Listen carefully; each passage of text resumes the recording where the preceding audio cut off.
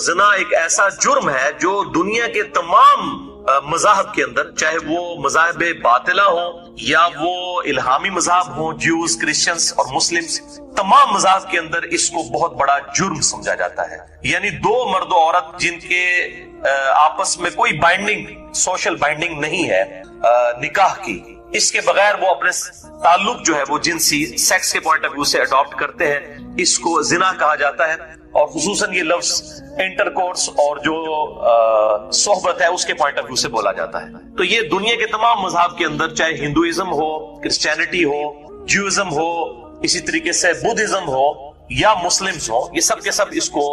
گناہ سمجھتے ہیں۔ اور یہ ایک ایسی اخلاقی برائی ہے جو کہ انسان کی انسٹنکٹ کے اندر موجود ہے کہ انسان اس کو برا سمجھتا ہے، یعنی اس کے لیے کسی وحی کی تعلیمات کی ضرورت نہیں ہے، بلکہ لوگ اس کو برا سمجھتے ہیں۔ اب یہ آج کے ماڈرن معاشرے کے اندر جو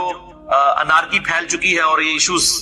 پیدا ہو گئے ہیں، اس کی وجہ سے یہ تھوڑی سی معاملات ایمبیگوس ہوئے ہیں، لیکن اب بھی لوگ جو ہے اس کو برا سمجھتے ہیں۔ اور بلکہ یہ زنا تو بہت بڑی بات ہے،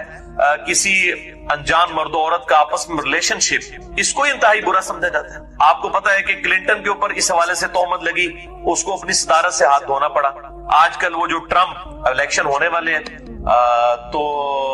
اس کے اوپر بھی اس قسم کی عورتوں کی طرف سے ایلیگیشن لگائی گئی، کوئی زنا کی نہیں، صرف ایک بری نظر سے دیکھنا یا اسی طریقے سے کوئی غلط تعلق قائم کرنا ادر دین زنا، اس کو بھی اتنا برا سمجھا جا رہا ہے۔ تو دنیا کے ہر معاشرے میں برائی کو برائی سمجھا جاتا ہے۔ میں اس لیے کہتا ہوں کہ ہالی ووڈ کی فلم کے اینڈ پہ بھی ہمیشہ سچ کی جیت دکھائی جاتی ہے اور جھوٹ کی شکست دکھائی جاتی ہے۔ یہ انسان کی انسٹنکٹ میں ہے کہ انسان برائی کو برائی سمجھتا ہے، یہ اللہ نے انسان کی جبلت کے اندر یہ چیز رکھ دی، اور اسی جبلت کی وجہ سے ہر انسان اللہ کی بارگاہ میں اکاؤنٹیبل ہے، خواہ اس تک وحی کی تعلیمات نہ بھی پہنچی ہو۔ تب بھی ہر معاشرے میں جھوٹ بولنے کو برا سمجھا جاتا ہے، سچ بولنے کو اچھا، کسی کے ساتھ خیر خواہی کرنے کو اچھا سمجھا جاتا ہے اور کسی کو دھوکہ دینے کو برا سمجھا جاتا ہے۔ اسی طریقے سے یہ بے حیائی سے ریلیٹڈ جو معاملات ہیں ان کو بھی ہر انسان سمجھتا ہے۔ اور الحمدللہ قرآن حکیم جو ہے وہ اس حوالے سے تو ظاہر ہے کہ اللہ تعالیٰ کی محفوظ ترین کتاب اس روئے عرض پہ، جس میں ایک لفظ کے اندر بھی کوئی تبدیلی نہیں آئی۔ سورۃ الحجر آیت نمبر 9، انا نحن نزلنا الذکر وان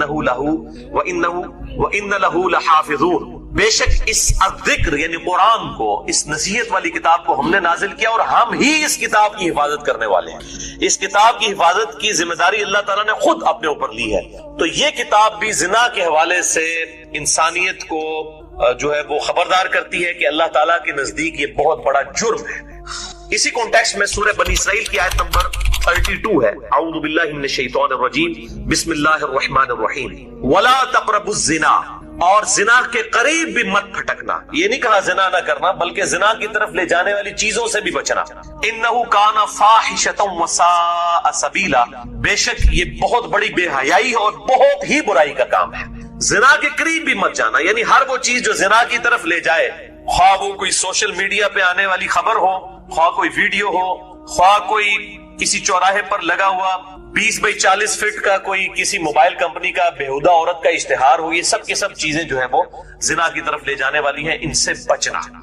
پھر سورۃ الفرقان میں اللہ تعالیٰ نے آیت نمبر 68 میں ارشاد فرمایا، 3 بڑے گناہوں کا ذکر کرتے ہوئے کہ جو اہل ایمان ہیں وہ ان 3 گناہوں سے پرٹیکولرلی ضرور بچتے ہیں۔ اعوذ باللہ من الشیطان الرجیم، بسم اللہ الرحمن الرحیم، والذین لا يدعون مع اللہ الہا آخر، وہ لوگ جو اللہ کے ساتھ کسی اور کو الہ نہیں ٹھہراتے، اللہ کے ساتھ شرک نہیں کرتے، ولا يقتلون النفس التي حرم اللہ الا بالحق، اور کسی جان کو نہ حق قتل نہیں کرتے ہیں کہ جس کی حرمت اللہ نے رکھی ہے۔ ہاں بفتوی شریعت کر سکتے ہیں اور وہ بھی عدالت کرے گی، کوئی شخص خود قانون اپنے ہاتھ میں نہیں لے سکتا، یعنی قتل کے بدلے قتل ہوگا، وہ آگے انشاءاللہ میں ڈیٹیل بھی بیان کروں گا۔ ولا یزنون، اور نہ وہ زنا کرتے ہیں۔ ومن یفعل ذلک یلقى اثاما، اور جو کوئی یہ گناہ کرے گا ان قریب ان گناہوں کے انجام تک پہنچ جائے گا۔ تو 3 گناہوں کا ذکر سورۃ الفرقان آیت نمبر 68 میں ہوا۔ نمبر 1 شرک، نمبر 2 قتل ناحق،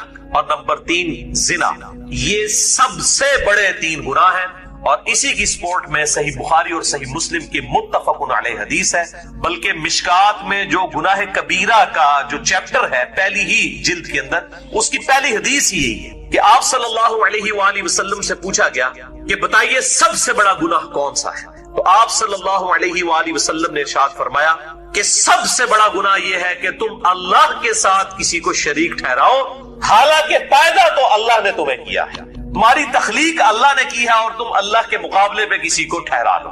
اس کے بعد پوچھا گیا یا رسول اللہ اس کے بعد کون سا بڑا گناہ ہے؟ تو آپ صلی اللہ علیہ وآلہ وسلم نے ارشاد فرمایا کہ کوئی شخص اپنی اولاد کو قتل کر دے اس ڈر سے کہ وہ اس کے ساتھ کھانا کھائے گا، یعنی مفلسی کے ڈر سے اولاد کو قتل کر دینا۔ فیملی پلاننگ ایک اور الگ چیز ہے، یہ پریگنینسی کو ضائع کروانا یہ الگ چیز ہے، اس پہ میں نے مسئلہ نمبر 155 میں بڑی ڈیٹیل کے ساتھ ایڈریس کر دیا ہے۔ پھر پوچھا گیا اس کے بعد تو فرمایا کوئی شخص اپنی پڑوسی کی عورت کے ساتھ زنا کرے، یعنی زنا تو ویسے ہی بری چیز ہے، اور پھر اپنے ہمسائے کی عورت کے ساتھ کرے تو یہ بہت بڑا جرم ہے۔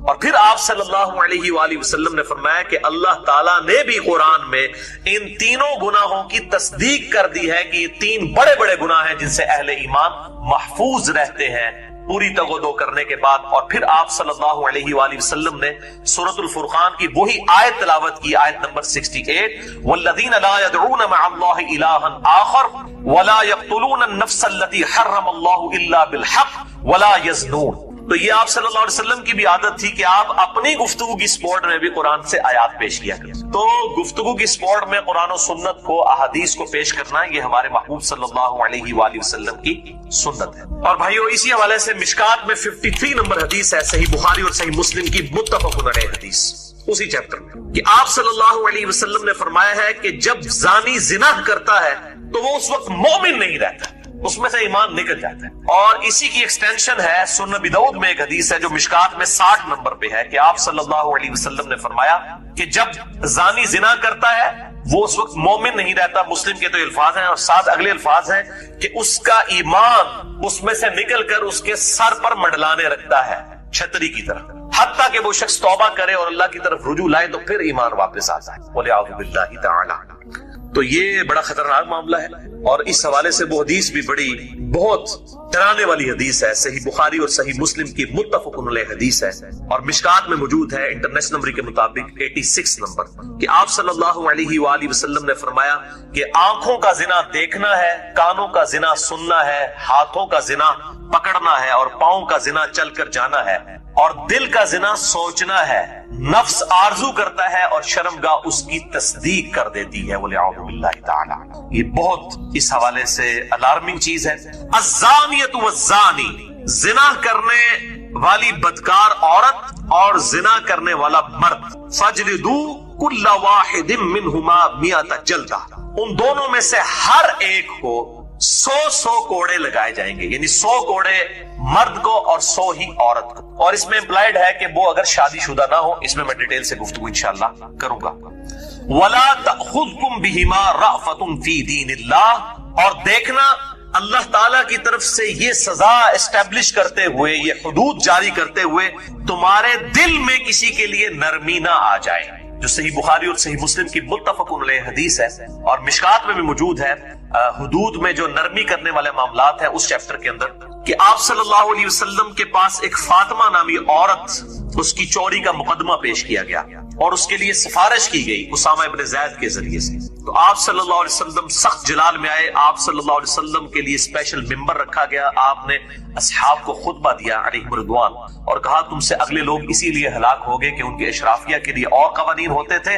اور غریب لوگوں کے لیے اور۔ اللہ کی قسم اگر میری بیٹی فاطمہ بھی چوری کر دیتی تو میں اس کے بھی ہاتھ کٹوا دیتا۔ تو آپ صلی اللہ علیہ وسلم نے، اور پھر آپ صلی اللہ علیہ وسلم نے اس میں صحابہ کرام کو ڈانٹا کہ تم اللہ کے حدود کے معاملے میں مجھ سے نرمی کا مطالبہ کر۔ تو آپ صلی اللہ علیہ وسلم رحمت للعالمین تھے، کوئی شک نہیں ہے، لیکن جہاں اللہ کی حدود آتی تھی وہاں پھر رحم والا معاملہ نہیں ہوگا، بلکہ پھر اللہ تعالیٰ کی جو حدود ہیں ان کو اسٹیبلش کرنا ہوگا، ان کو جاری کرنا ہوگا۔ تو یہ دو الگ چیزیں ہیں، ان کو بات کو سمجھیں۔ تو یہاں قرآن حکیم میں ہے کہ ذرا تمہارے دل میں نرمی نہ آئے، ذرا رحم نہ آئے اس معاملے میں، اللہ کے دین کی سزا کو اسٹیبلش کرتے ہوئے، ان کنتم تؤمنون باللہ، اگر تم واقعی اللہ پر ایمان رکھتے ہو، والیوم الآخر، اور آخرت پر تمہیں ڈر ہے کہ اللہ کے حضور پیش ہوگے تو تم یہ حرکت نہیں کرو گے کہ تمہارے دل میں نرمی آ جائے۔ ولیشہد، اور اس سزا کے اوپر، یعنی یہ جو سزا دی جا رہی ہو، 100 کوڑے لگائے جا رہے ہوں، اس پر گواہی دیں عذابہما اس سزا کے اوپر طائفتم من المؤمنین اہل ایمان کا ایک گروہ اس پر گواہ بھی ہو، یعنی پبلکلی یہ گناہ کی سزا اسٹیبلش کی جائے تاکہ سزا ایک کو ہو یا دو کو اور ڈیٹرس اور دہشت بن جائے باقی پورے معاشرے کی۔ یہ آج دہشت جو ہے وہ قائم کی جائے تو آپ دیکھیں کس طریقے سے زنا ختم ہوتا ہے۔ دنیا میں سب سے کم زنا 2 ملکوں میں ہوتا ہے، نمبر 1 سعودیہ، نمبر 2 ایران، کیونکہ وہاں پر اسلامی سزائیں نافذ ہیں، اور سب سے زیادہ زنا امریکہ کے اندر ہوتا ہے۔ تو ویسے لوگ کہتے ہیں بڑی سخت سزا ہے، حالانکہ انہی سے پوچھیں کہ اگر آپ کسی گورے سے پوچھ لیں جو یہ کہتا ہے سزا سخت ہے، اس کو کوئی سزا کو تو چھوڑو، بتاؤ اگر تمہاری بچی کے ساتھ کوئی یہ کرے وہ کہے گا میں گولی مار دیں گا انہوں، تمہاری ماں کے ساتھ کرے وہ کہے گا میں گلا کاٹ دوں۔ تو جب اسلام نے جب سزا رکھی ہے تو اس کو کہتے ہیں ظالمانہ سزائیں، اور یہ بھی اس میں آگے چل کے آئے گا، یہ اس طرح سزا اسٹیبلش نہیں ہوگی بلکہ کم از کم 4 گواہ اس حوالے سے پیش بھی کرنے ہوں گے، پھر جا کے یہ سزا اسٹیبلش ہوگی۔ یہ اتنا آسان معاملہ نہیں ہے، اور ظاہر ہے یہ سزا بھی زنا بالجبر کے اوپر جو ہے وہ صرف اس کو ہی ہوگی جو یہ زیادتی کرے گا، جس کے ساتھ ہوئی اس کے پر سزا نہیں، اور اگر زنا بالرضا کریں گے پھر دونوں کے ساتھ یہ معاملہ ہوگا۔ پھر شادی شدہ ہوں گے تو سنسار کیے جائیں گے، اور غیر شادی شدہ ہوں گے تو ان کو 100 کروڑوں کی سزا دی جائے گی۔ اس میں ڈیٹیل سے گفتگو کرتا ہوں، پہلے ان آیات کو ہم کور کر لیتے ہیں۔ تو ڈیٹرس کے لیے کہا گیا کہ پبلکلی اس گناہ کے اوپر لوگ اس کو ویٹ کریں گے، شہادت دیں گے، تاکہ باقیوں کے لیے عبرت ہو جائے گی، اس حوالے سے دل میں کوئی نرمی نہ آئے۔ الزانی لا ينکح الا زانیہ، زانی کو نکاح نہیں کرنا چاہیے مگر صرف زانیہ کے ساتھ۔ یہ بات محاورتاً کی جا رہی ہے کہ زانی تو ہے اس قابل ہے کہ اس کو کوئی زانیہ عورت ہی ملے، کسی شریف عورت کے قابل نہیں ہے وہ، او مشرکہ یا پھر مشرکہ عورت کے ساتھ۔ اب یہ عجیب بات ہے کہ دنیا میں جتنے بدکاری میں مبتلا لوگ ہیں، اگر آپ ان سے پوچھیں کہ آپ کی بیوی کیسے ہونی چاہیے تو وہ کہتے ہیں جی وہ نکاح کرے، اور اپنی حرکتیں ان کی آپ دیکھ لیں کس قسم کی ہوتی ہیں۔ تو اللہ تعالیٰ فرما رہا ہے کہ یہ جو اس طرح کے جو بدکار مرد ہیں نا، یہ تو قابل اس کے ہیں کہ ان کو بدکار عورتیں ہی ملیں، یہ انہی عورتوں کے قابل ہیں یا مشرکہ عورتوں کے۔ وَالزَّانِيَةُ لَا يَنْكِحُهَا إِلَّا زَانٍ، اور زانیہ نکاح نہ کرے مگر ایک زانی مرد کے ساتھ، او مشرک یا مشرک مرد کے ساتھ۔ وَحُرِّمَ ذَلِكَ عَلَى الْمُؤْمِنِينَ، اور یہ جو زانی عورتیں ہیں یہ اہل ایمان مردوں کے لیے تو حرام کر دی گئی ہے، الا یہ ہے کہ کوئی عورت توبہ کر لے بڑے سچے دل کے ساتھ اور وہ نیکی کے راستے کے اوپر آ جائے تو پھر اس کو ظاہر ہے اس گناہ کے اوپر آر نہیں دلائی جائے گی۔ اس قسم کی ایمیز بھی مجھے آتی ہیں لوگوں کی طرف سے کہ ہم ایسی عورتیں جو اس قسم کے معاملات میں مبتلا ہیں اگر وہ سچے دل سے توبہ کر لیں تو ہم کیا ان کے ساتھ نکاح کر سکتے ہیں؟ تو بہت نیکی کا کام ہے، لیکن ان کو پھر اس ماحول سے دور رکھا ہے کیونکہ ایسی عورتوں کو پھر اس قسم کی برائی کی عادت پڑ چکی ہوتی ہے۔ وہ نیکی کا کام ہے اگر وہ توبہ کر لیں۔ والذین یرمون المحصنات، اور جو کوئی تہمت لگاتے ہیں محسنہ پاک باز پاک دامن عورتوں پر، ثم لم یأتوا بأربعۃ شہداء، اور اس کے بعد وہ 4 گواہ نہیں پیش کر سکتے، یعنی کسی پر تہمت لگائی کہ اس نے زنا کیا ہے، پھر 4 گواہ نہیں لا سکے، اور 4 گواہ بھی ایسے ہونے چاہیے جو ایگزیکٹ انٹر کورس کی حالت میں جنہوں نے دیکھا ہو۔ بخاری مسلم کی حدیث اس پر گواہ ہے۔ صرف ایک بسترے پر دیکھنے سے ان کے اوپر حد نہیں جاری ہوگی بلکہ انٹر کورس کی حالت میں، اور 3 بھی اگر دیکھیں گے چاہے وہ 3 دیکھنے والے صحابی کیوں نہ ہو تب بھی اسٹیبلش نہیں ہوگی جب تک 4 گواہ پورے نہیں ہوں، کیونکہ سزا بہت سخت ہے۔ اس لیے پھر اصل میں اسلام کنڈیم کرتا ہے کہ اگر کوئی یہ برائی دیکھ بھی رہا ہے اس کا اوپر پردہ ڈالتا ہے، وہ بخاری مسلم میں احادیث آ جائے تاکہ معاشرے میں یہ چیز نہ پھیلے۔ فَجْلِدُوهُمْ 80 جلدہ، تو جو کوئی ایسی پھر تہمت لگاتے ہیں، اب چاہے انہوں نے صحیح بھی لگائی ہوئی ہے، اگر 4 گواہ نہیں لا سکے تو ان کو پھر 80 کوڑے لگائے جائیں گے۔ اب دیکھیں ان کو 100 کرنے والوں کو 80 نا بھی نیڑے ہی اننے کے تقریباً ہے نا، تاکہ بھائی تجھے کیا ضرورت تھی اس گناہ کو عام کرنے کی، عدالت میں پیش کرنے کی، تو نے کون سے نیکی کما لی ہے، بجائے کہ ان کو سمجھاؤ ٹھیک ہے توبہ کر لیں۔ اور یہ بھی یاد رکھیں کہ زنا جب عدالت میں رپورٹ ہوگا نا اسی وقت اور گواہوں کے ساتھ پھر اس کے اوپر معاملات آگے جاری ہوں گے۔ اگر مرد و عورت نے زنا کیا اور انہوں نے اکیلے میں اللہ سے توبہ کر لی تو یہ توبہ کافی ہوگی، ان کے اوپر حد جاری کرنا ضروری نہیں ہوگا۔ ونس عدالت میں معاملہ رپورٹ ہو گیا پھر جو ہے ان کے اوپر حد جاری ہوگی اگر وہ اعتراف جرم کر لیتے ہیں، اور یہ ضروری نہیں اگر کسی سے گناہ ہو گیا تو جا کے اعتراف جرم کرے۔ آپ صلی اللہ علیہ وسلم نے اس کو بھی ناپسند فرمایا، آپ کے سامنے اس طرح لوگ آئے اور آپ نے ان سے روح انور پھیر لیے اور فرمایا جاؤ توبہ کرو، اللہ تعالیٰ معاف کرنے والا ہے، جب تک انہوں نے 4 دفعہ اپنے خلاف خود گواہی نہیں دے دی۔ میں بخاری مسلم کی حدیث بھی اس میں پیش کروں گا۔ تو اس حوالے سے لوگ پوچھتے بھی ہیں تو توبہ کریں اور اللہ کی طرف رجوع لائیں۔ اسی طریقے سے کسی شخص نے چوری کی ہے تو چوری کرنے کے بعد اسے احساس ہوا تو جس کی اس نے چوری کی اس سے جا کر الگ سے معافی مانگ لے، تو پھر اس کے ہاتھ نہیں کاٹے جائیں گے، وہ معافی مانگ لینا کافی ہوگا۔ لیکن ونس عدالت میں رپورٹ ہو گیا اور وہ پکڑا گیا، اب وہ کہہ رہی میں معافی مانگ لینا، میں دگنا دے دینا، نہیں، اب پبلکلی جو کہ رپورٹ ہوا ہے گناہ، اب اس کے ہاتھ کاٹے جائیں گے، ورنہ اس طرح کی چیز جب پبلکلی رپورٹ ہوتی ہے پھر سزا نہیں دی جاتی تو گناہ پھیلتا ہے۔ اس کی حکمت سمجھے، یہ دہشت کے لیے ہے، ڈیٹرنس کے لیے ہے کہ جب گناہ عدالت میں رپورٹ ہوگا تو اب عدالت کا کام ہے سزا دینا، ادروائز تو گناہ عام ہو جائے گا اور لوگوں کو کھلی چھٹی ملے گی، اور جب چیز عام نہیں ہوگی، اس طریقے سے پبلکلی نہیں پھیلے گی، پھر اس طرح کے معاملات کے اوپر جو ہے وہ اس کے اوپر پردہ ہی ڈالا جائے گا۔ بہرحال اب اس میں ماڈرن دور کے حوالے سے یہ بھی گفتگو کی جاتی ہے کہ 4 گواہ نہیں ملے، اب کسی عورت کے ساتھ زنا بالجبر ہوا ہے تو اب وہ کہاں سے 4 گواہوں کو تلاش کرے، تو اس میں پھر سائنٹیفکلی ظاہر ہے کہ مدد لینے میں کوئی حرج نہیں ہے، اگر آپ کو کانفیڈنس ہے کہ ڈی این اے ٹیسٹ اور ان چیزوں کے ذریعے بالکل ایمانداری کے ساتھ کوئی رپورٹ جنریٹ کرتا ہے اور اس طرح کی چیزیں اسٹیبلش ہو جاتی ہیں، تو پھر اس میں اجتہاد کرنے کی ضرورت ہے۔ ظاہر ہے کہ اسلام نے جو 4 گواہوں کا کہا ہے اس وقت تو یہی کیا جا سکتا تھا نا۔ اسی طریقے سے اگر کوئی ویڈیو میں اس طرح کی چیز آ جاتی ہے، ظاہر جعلی ویڈیو بھی بن جاتی ہے، اس میں پورے طریقے سے اگر تحقیق کی جائے اور کسی شخص کو اس کی ویڈیو دکھائی جاتی ہے اور پبلکلی وہ عام ہو جاتی ہے اور پھر وہ خود اعتراف جرم کر لیتا ہے، پھر تو اس کے اوپر گواہ لانے کی ضرورت نہیں، اگر وہ اعتراف جرم کر لیتا ہے تو پھر اس کے اوپر سزا جاری کی جائے۔ اسی طریقے سے اگر کوئی عورت اس کی وجہ سے، کیونکہ یہ ضیاء الحق کے زمانے میں بھی حدود آرڈیننس پاس کیا گیا، اس کی وجہ سے کئی عورتیں جن کے ساتھ زیادتیاں ہوئی الٹا ان کو جیل میں ڈال دیا گیا، اس کی وجہ سے اسلام کی بڑی بدنامی ہوئی، وہ گواہ نہیں لا سکی۔ تو اس میں اب سائنس چونکہ ترقی کر چکی ہے اور اگر ڈی این اے ٹیسٹ کے ذریعے یہ چیزیں اسٹیبلش ہو جاتی ہیں کہ واقعی اس طرح کے کوئی معاملات ہوئے ہیں اور وہ پورا ڈیفینیٹ علم ہے، تو اس کے بعد پھر کسی چیز کی ضرورت نہیں رہتی۔ ظاہر اس وقت تو اسی طریقے سے ہی کام کیا جا سکتا تھا نا کہ 4 گواہوں کو لایا جاتا، تو اس معاملے میں جو ہے نا اجتہاد کی ضرورت ہے۔ ظاہر ہے اجتہاد کا دروازہ تو قیامت تک کے لیے کھلا ہے۔ اسلامی سزائیں کوئی نہیں بدل سکتا۔ یہ جو کہتے ہیں نا شریعت بدل دی ہے جی، اب ویڈیو کے اوپر اور ڈی این اے ٹیسٹ کے اوپر فیصلے ہو رہے ہیں تو یہ شریعت بدل، شریعت نہیں بدلی۔ شریعت تب بدلی جائے گی جب کوئی چوری اور زنا کی سزا کو بدل دے۔ حدود تو اپنی جگہ موجود ہے، اس حدود تک پہنچنے کا ذریعہ کیا ہے کہ اگر وہ مجرم خود اعتراف جرم کر لے، میں بخاری مسلم سے حدیث پیش کروں گا، کوئی گواہ نہیں ہے، اس نے خود اعتراف جرم کر لیا، ایک عورت ہے اس نے خود اعتراف جرم کر لیا، تو اب پیچھے کون سی گنجائش رہ جاتی ہے؟ اس طریقے سے اگر ویڈیو سامنے آ جاتی ہے یا کوئی ڈی این اے ٹیسٹ آ جاتا ہے اور اس کے ساتھ یہ اسٹیبلش ہو جاتی ہے چیز، تو اس کو ساری چیزیں بتائی جائے اور پبلکلی جب چیز آ جائے تو اس کو سزا ضرور دینی چاہیے۔ ورنہ اگر کسی کے ساتھ ایسا معاملہ ہو گیا ہے، اس کے اوپر پردہ رکھتا ہے تو ظاہر ہے وہ زیادہ بہتر ہے، اور اب تو میڈیا کا دور ہے، الٹا مصیبت ہی پڑ جاتی ہے، یعنی وہ اس طریقے سے پھر جو ہے بدنامی زیادہ ہو جاتی ہے۔ تو اسلام کی جو حکمت ہے کہ گناہ جو آئے اس طرح کا گناہ تو اس کے اوپر پردہ ڈالنے میں ہی عافیت ہے، ادروائز جو ہے وہ معاملات بہت زیادہ بگڑ جائیں گے۔ تو میں یہ مطلب یہاں پر اس حوالے سے گفتگو ضروری سمجھتا تھا، اپنا پوائنٹ آف ویو سامنے رکھ دیتا۔ تو کہا گیا کہ 80 کوڑے لگائے جائیں گے، اس کو پھر ہم قذف کہتے ہیں، یعنی تہمت اور بہتان تراشی کی سزا قذف ہوگی، یعنی وہ اگر گواہ نہیں لا سکا، ظاہر یہ بھی تو پاسبلٹی ہے کہ جھوٹا الزام لگا دے، آج کل تو یہ بھی ہو جاتا ہے نا، جھوٹا الزام بھی لوگ لگا دیتے ہیں لوگوں کے اوپر، تو پھر اس کو 80 کوڑے لگائے جائیں گے۔ ظاہر وہ پھر اگر اس کے پاس ثبوت نہیں ہے، بغیر ثبوت کے وہ عدالت میں اگر جانا چاہتا ہے تو پھر وہ اپنی شامت پھر اس کی پھر آئے گی، تو وہ پھر یہ ہے کہ اس معاملے کو دبا لیں۔ یہ کوئی نیکی نہیں ہے کہ وہ جا کے نہیں جی میں خود دیکھا ہے، میں قسم چکنا پاوے تو جنی مرضی قسم چک، گواہی لانی پڑے گی، کوئی پروف پیش کرنا پڑے گا، 4 گواہ لے کے آئے یا کوئی اتنا اسٹرانگ ایویڈنس ہو کہ جو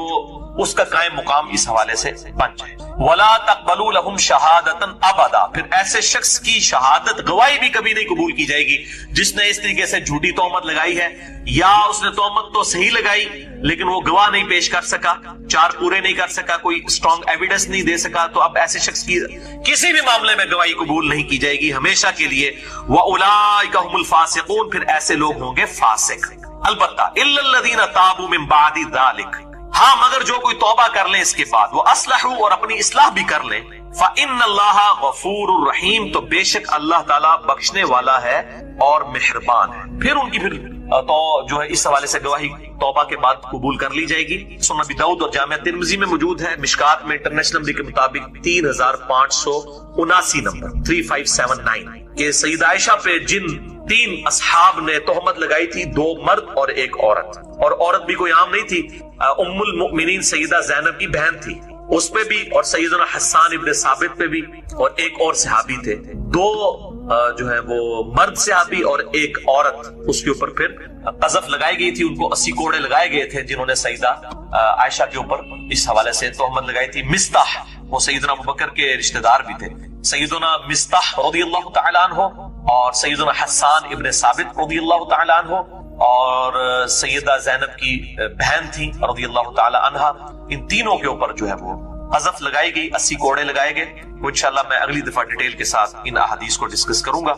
سورۃ انزلناها وفرضناها، یہ ایک عظیم الشان سورت ہے جو ہم نے نازل فرمائی ہے اور اس میں ہم نے اپنی طرف سے کچھ چیزیں فرض کر دی۔ یہ شاہانہ انداز کسی اور سورت کا نہیں ہے جو اس سورت کا آغاز ہے، کہ یہ وہ عظیم الشان سورت ہے جو ہم نے نازل فرمائی اور اس میں ہم نے احکام مقرر فرمائے۔ ظاہر ہے بڑے اہم احکام آنے والے ہیں۔ وَأَنزَلْنَا فِيهَا آيَاتٍ بَيِّنَاتٍ، اور اس میں ہم نے نازل فرمائی ہیں اللہ تعالیٰ کی روشن آیات، لعلکم تذکرون، تاکہ تم نصیحت حاصل کر سکو۔ الزانیۃ والزانی، زنا کرنے والی بدکار عورت اور زنا کرنے والا مرد، فجلدوا کل واحد منہما 100 جلدہ، ان دونوں میں سے ہر ایک کو 100 کوڑے لگائے جائیں گے، یعنی 100 کوڑے مرد کو اور 100 ہی عورت کو۔ اور اس میں امپلائڈ ہے کہ وہ اگر شادی شدہ نہ ہو، اس میں میں ڈیٹیل سے انشاءاللہ کروں گا۔ وَلَا تَأْخُذْكُمْ بِهِمَا رَأْفَةٌ فِي دِينِ اللَّهِ، اور دیکھنا اللہ تعالیٰ کی طرف سے یہ سزا اسٹیبلش کرتے ہوئے، یہ حدود جاری کرتے ہوئے تمہارے دل میں کسی کے لیے نرمی نہ آ جائے، جو صحیح بخاری اور صحیح مسلم کی متفق علیہ حدیث ہے اور مشکات میں بھی موجود ہے۔ حدود میں جو نرمی کرنے والے معاملات ہیں اس چیپٹر کے اندر، کہ آپ صلی اللہ علیہ وسلم کے پاس ایک فاطمہ نامی عورت، اس کی چوری کا مقدمہ پیش کیا گیا اور اس کے لیے سفارش کی گئی اسامہ ابن زید کی۔ تو آپ صلی اللہ علیہ وسلم سخت جلال میں آئے، آپ صلی اللہ علیہ وسلم کے لیے اسپیشل ممبر رکھا گیا، آپ نے اصحاب کو خطبہ دیا علیہ رضوان اور کہا تم سے اگلے لوگ اسی لیے ہلاک ہو گئے کہ ان کے اشرافیہ کے لیے اور قوانین ہوتے تھے اور غریب لوگوں کے لیے اور۔ اللہ کی قسم اگر میری بیٹی فاطمہ بھی چوری کر دے تو میں اس کے بھی ہاتھ کٹوا دوں۔ آپ صلی اللہ علیہ وسلم نے، اور پھر آپ صلی اللہ علیہ وسلم نے اس میں صحابہ کرام کو ڈانٹا کہ تم اللہ کے حدود کے معاملے میں مجھ سے نرمی کا مطالبہ۔ تو آپ صلی اللہ علیہ وسلم رحمت للعالمین تھے، کوئی شک نہیں ہے، لیکن جہاں اللہ کی حدود آتی تھی وہاں پھر رام والا معاملہ نہیں ہوگا، بلکہ پھر اللہ تعالیٰ کی جو حدود ہیں ان کو اسٹیبلش کرنا ہوگا، ان کو جاری کرنا ہوگا۔ تو یہ دو الگ چیزیں ہیں، ان کو بات کو سمجھیں۔ تو یہاں قرآن حکیم میں ہے کہ ذرا تمہارے دل میں نرمی نہ آئے، ذرا رحم نہ آئے اس معاملے میں اللہ کے دین کی سزا کو اسٹیبلش کرتے ہوئے۔ ان کنتم تؤمنون باللہ، اگر تم واقعی اللہ پر ایمان رکھتے ہو، والیوم الآخر، اور آخرت پر تمہیں ڈر ہے کہ اللہ کے حضور پیش ہوگے تو تم یہ حرکت نہیں کرو گے کہ تمہارے دل میں نرمی آ جائے۔ ولیشہد، اور اس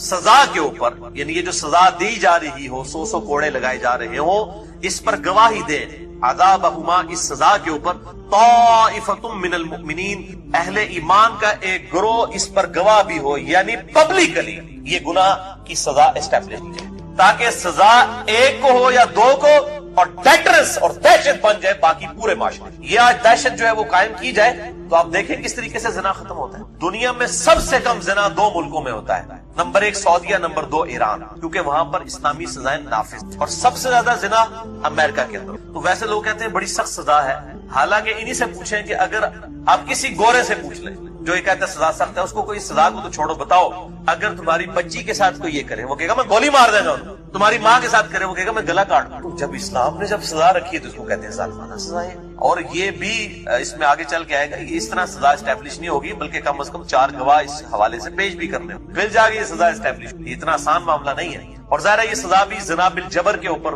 جو ہے وہ صرف اس کو ہی ہوگی جو یہ زیادتی کرے گا، جس کے ساتھ ہوئی اس کے پر سزا نہیں، اور اگر زنا بالرضا کریں گے پھر دونوں کے ساتھ ہی۔ پھر شادی شدہ ہوں گے تو سنسار کیے جائیں گے، اور غیر شادی شدہ ہوں گے تو ان کو 100 کوڑوں کی سزا دی جائے گی۔ اس میں میں ڈیٹیل سے گفتگو کرتا ہوں، پہلے ان آیات کو ہم کور کر لیتے ہیں۔ تو ڈیٹرنس کے لیے کہا گیا کہ پبلکلی اس گناہ کے اوپر لوگ اس کو ویٹ کریں گے، شہادت دیں گے، تاکہ باقیوں کے لیے عبرت ہو جائے گی، اس حوالے سے دل میں کوئی نرمی نہ آئے۔ الزانی لا ينکح الا زانیہ، زانی کو نکاح نہیں کرنا چاہیے مگر صرف زانیہ کے ساتھ۔ یہ بات محاورتاً کی جا رہی ہے کہ زانی تو ہے اس قابل ہے کہ اس کو کوئی زانیہ عورت ہی، کسی شریف عورت کے قابل نہیں ہے وہ، او مشرکہ، یا پھر مشرکہ عورت۔ اب یہ عجیب بات ہے کہ دنیا میں جتنے بدکاری میں مبتلا لوگ ہیں، اگر آپ ان سے پوچھیں کہ آپ کی بیوی کیسے ہونی چاہیے تو وہ کہتے ہیں جی وہ نکاح کرے، اور اپنی حرکتیں ان کی آپ دیکھ لیں۔ تو اللہ تعالیٰ فرما رہا ہے کہ یہ جو اس طرح کے جو بدکار مرد ہے نا، یہ تو قابل اس کے ہیں کہ ان کو بدکار عورتیں ہی نہیں، یہ انہی عورتوں کے قابل یا مشرکہ عورتوں۔ والزانیۃ لا ينکحها الا زان، اور زانیہ نکاح نہ کرے مگر ایک زانی مرد کے ساتھ، او مشرک یا مشرک مرد کے، وحرم ذلك علی المؤمنین، اور یہ جو زانی عورتیں ہیں یہ اہل ایمان مردوں کے لیے تو حرام کر دی، الا یہ ہے کہ کوئی عورت توبہ کر لے بڑے سچے دل کے ساتھ اور وہ نیکی کے راستے کے اوپر آ جائے تو پھر اس کو ظاہر ہے اس گناہ کے اوپر آر نہیں دلائی جائے گی۔ اس قسم کی امیج بھی مجھے آتی ہے لوگوں کی طرف سے کہ ہم ایسی عورتیں جو قسم کے معاملات میں مبتلا ہیں اگر وہ سچے دل سے توبہ کر لیں تو ہم کیا ان کے ساتھ نکاح کر سکتے؟ بہت نیکی کا کام ہے، اور لیکن ان کو پھر اس ماحول سے دور رکھا ہے کیونکہ ایسی عورتوں کو پھر اس قسم کی برائی کی عادت پڑ چکی، تو نیکی کا کام ہے اگر وہ توبہ کر لیں۔ والذین یرمون المحصنات، اور جو کوئی تہمت لگاتے ہیں محسنہ پاک باز پاک دامن عورتوں پر، ثم لم یأتوا بأربعۃ شہداء، اور اس کے بعد وہ 4 گواہ نہیں پیش کر سکتے، یعنی کسی پر تہمت لگائی کہ اس نے زنا کیا ہے، پھر 4 گواہ نہیں لا سکے، اور 4 گواہ بھی ایسے ہونے چاہیے جو ایگزیکٹ انٹر کورس کی حالت میں جنہوں نے دیکھا ہو، بخاری مسلم کی حدیث اس پر گواہ ہے۔ صرف ایک بسترے پر دیکھنے سے ان کے اوپر حد نہیں جاری ہوگی بلکہ انٹر کورس کی حالت میں، اور 3 بھی اگر دیکھیں گے چاہے وہ 3 دیکھنے والے صحابی کیوں نہ ہو تب بھی اسٹیبلش نہیں ہوگی جب تک 4 گواہ پورے نہیں،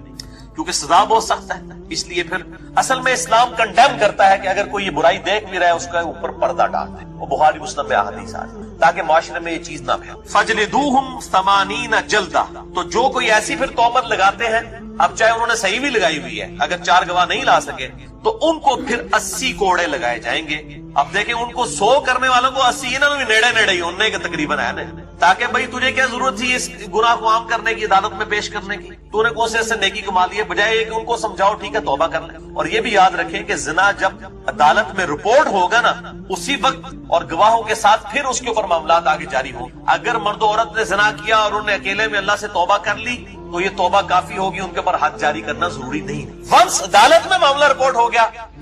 پھر جو ہے ان کے اوپر حد جاری ہوگی اگر وہ اعتراف جرم کر لیں، اور یہ ضروری نہیں اگر کسی سے گناہ ہو گیا تو جا کے اعتراف جرم کرے۔ آپ صلی اللہ علیہ وسلم نے اس کو بھی ناپسند فرمایا، آپ کے سامنے اس طرح لوگ آئے اور آپ نے ان سے روح انور پھیر لی اور فرمایا جاؤ توبہ کرو، اللہ تعالیٰ معاف کر، جب تک کہ انہوں نے 4 دفعہ اپنے خلاف خود گواہی نہیں دے دی، میں بخاری مسلم کی حدیث۔ تو اس حوالے سے لوگ پوچھتے بھی ہیں تو توبہ کریں اور اللہ کی طرف رجوع لائیں۔ اسی طریقے سے کسی شخص نے چوری کی ہے تو چوری کرنے کے بعد اسے احساس ہوا تو جس کی اس نے چوری کی اس سے جا کر الگ سے معافی مانگ لے تو پھر اس کے ہاتھ بھی کاٹے جائیں گے، وہ معافی مانگ لینا کافی۔ لیکن ونس عدالت میں رپورٹ ہو گیا اور وہ پکڑا گیا، اب وہ کہ جی میں معافی مانگ لینا، میں دگنا دے دینا، نہیں، اب پبلکلی چونکہ رپورٹ ہوا ہے گناہ اب اس کے ہاتھ کاٹے جائیں گے، ورنہ اس طرح کی چیز جب پبلکلی رپورٹ ہوتی ہے پھر سزا نہیں دی جاتی تو گناہ پھیلتا ہے۔ اس کی حکمت سمجھیں، یہ دہشت کے لیے ہے، ڈیٹرنس کے لیے ہے کہ جب گناہ عدالت میں رپورٹ ہوگا تو اب عدالت کا کام ہے سزا دینا، ادروائز تو گناہ عام ہو جائے گا اور لوگوں کو کھلی چھٹی ملے گی، اور جب چیز عام نہیں ہوگی اس طریقے سے پبلکلی نہیں پھیلے گی پھر اس طرح کے معاملات کے اوپر جو ہے وہ اس کے اوپر پردہ ہی ڈالا جائے۔ بہرحال اب اس میں ماڈرن دور کے حوالے سے یہ بھی گفتگو کی جاتی ہے کہ 4 گواہ نہیں ملے، اب کسی عورت کے ساتھ زنا بالجبر ہوا ہے تو اب وہ کہاں سے 4 گواہوں کو تلاش کرے، تو اس میں پھر سائنٹیفکلی ظاہر ہے کہ مدد لینے میں کوئی حرج نہیں ہے اگر آپ کو کانفیڈنس ہے کہ ڈی این اے ٹیسٹ اور ان چیزوں کے ذریعے بالکل ایمانداری کے ساتھ کوئی رپورٹ جنریٹ کرتا ہے اور اس طرح کی چیزیں اسٹیبلش ہو جاتی تو پھر اس میں اجتہاد کرنے کی ضرورت ہے۔ ظاہر ہے کہ اسلام نے جو 4 گواہوں کا کہا ہے اس وقت تو یہی کیا جا سکتا تھا نا۔ اسی طریقے سے اگر کوئی ویڈیو میں اس طرح کی چیز آ جاتی، ظاہر جعلی ویڈیو بھی بن جاتی ہے، اس میں پورے طریقے سے اگر تحقیق کی جائے اور کسی شخص کو اس کی ویڈیو دکھائی جاتی ہے اور پبلکلی وہ عام ہو جاتی ہے اور پھر وہ خود اعتراف جرم کر لیتا ہے، پھر تو اس کے اوپر گواہ لانے کی ضرورت نہیں، اگر وہ اعتراف جرم کر لیتا ہے تو پھر اس کے اوپر سزا جاری کی جائے۔ اسی طریقے سے اگر کوئی عورت اس کی وجہ سے، کیونکہ یہ ضیاء الحق کے زمانے میں بھی حدود آرڈیننس پاس کیا گیا، اس کی وجہ سے کئی عورتیں جن کے ساتھ زیادتیاں ہوئی الٹا ان کو جیل میں ڈال دیا گیا، اس کی وجہ سے اسلام کی بڑی بدنامی ہوئی، وہ گواہ نہیں لا سکی۔ تو اس میں اب سائنس چونکہ ترقی کر چکی ہے اور اگر ڈی این اے ٹیسٹ کے ذریعے یہ چیزیں اسٹیبلش ہو جاتی ہیں کہ واقعی اس طرح کے کوئی معاملات ہوئے ہیں اور وہ پورا ڈیفینیٹ علم ہے تو اس کے بعد پھر کسی چیز کی ضرورت نہیں رہتی۔ ظاہر اس وقت تو اسی طریقے سے ہی کام کیا جا سکتا تھا نا کہ 4 گواہوں کو لایا جاتا، تو اس معاملے میں جو ہے نا اجتہاد کی ضرورت ہے۔ ظاہر ہے اجتہاد کا دروازہ تو قیامت تک کے لیے کھلا ہے۔ اسلامی سزائیں کوئی نہیں بدل سکتا۔ یہ جو کہتے ہیں نا شریعت بدل دی ہے جی، اب ویڈیو کے اوپر اور ڈی این اے ٹیسٹ کے اوپر فیصلے ہو رہے ہیں تو یہ شریعت بدل، شریعت نہیں بدلی۔ شریعت تب بدلی جائے گی جب کوئی چوری اور زنا کی سزا کو بدل۔ حدود تو اپنی جگہ موجود ہے، اس حدود تک پہنچنے کا ذریعہ کیا ہے کہ اگر وہ مجرم خود اعتراف جرم کر لے، میں بخاری مسلم سے حدیث پیش کروں گا، کوئی گواہ نہیں ہے اس نے خود اعتراف جرم کر لیا، ایک عورت ہے اس نے خود اعتراف جرم کر لیا، تو اب پیچھے کون سی گنجائش رہ جاتی ہے؟ اس طریقے سے اگر ویڈیو سامنے آ جاتی ہے یا کوئی ڈی این اے ٹیسٹ آ جاتا ہے اور اس کے ساتھ یہ اسٹیبلش ہو جاتی ہے چیز، تو اس کو ساری چیزیں بتائی جائیں اور پبلکلی جب چیز آ جائے تو اس کو سزا ضرور دینی چاہیے۔ ورنہ اگر کسی کے ساتھ ایسا معاملہ ہو گیا ہے، اس کے اوپر پردہ رکھتا ہے تو ظاہر ہے وہ زیادہ بہتر ہے۔ اور اب تو میڈیا کا دور ہے، الٹا مصیبت ہی پڑ جاتی ہے، یعنی وہ اس طریقے سے پھر جو ہے بدنامی زیادہ ہو جاتی ہے۔ تو اسلام کی جو حکمت ہے کہ گناہ جو آئے اس طرح کا گناہ، تو اس کے اوپر پردہ ڈالنے میں ہی عافیت، ادروائز جو ہے وہ معاملات بہت زیادہ بگڑ جائیں۔ تو